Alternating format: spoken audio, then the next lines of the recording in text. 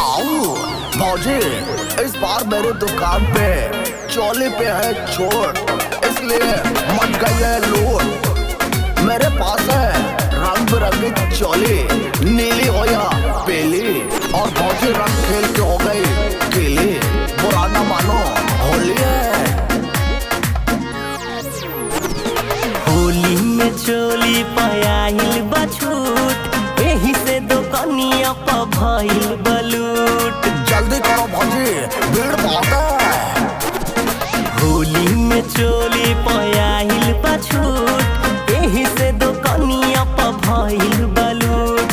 केहू लेबे आइल अकेला, केहू बना के गुट। होली में चोली पायल बछूट, एही से दुकानिया पर भइल बलूट। होली में चोली पायल बछूट, एही से दुकानिया पर भइल बलूट। लूट लो भौजी, लूट लो, और साथ में मुझे भी लूट लो। आज के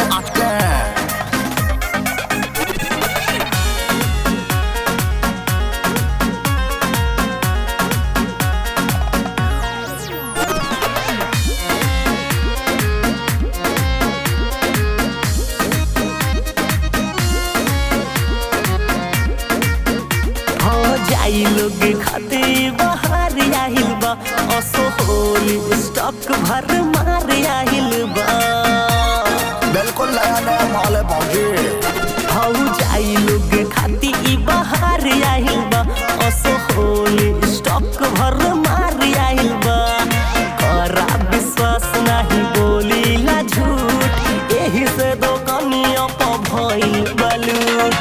होली में चोली पायल बछूट, एही से दुकानिया पर भइल बलूट।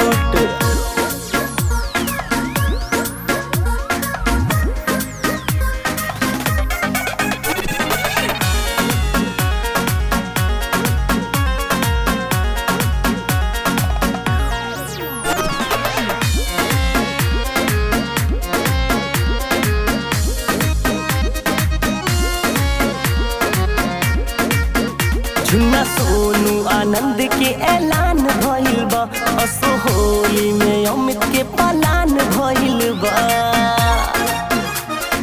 हाय हाय हाय, झुन्ना सोनू आनंद के ऐलान भइल बा, असो होली में अमित के पलान भइल बा। कॉलर दिया ना देख के सूट, एही से दुकानिया पर भइल बलूट। होली में चोली पाया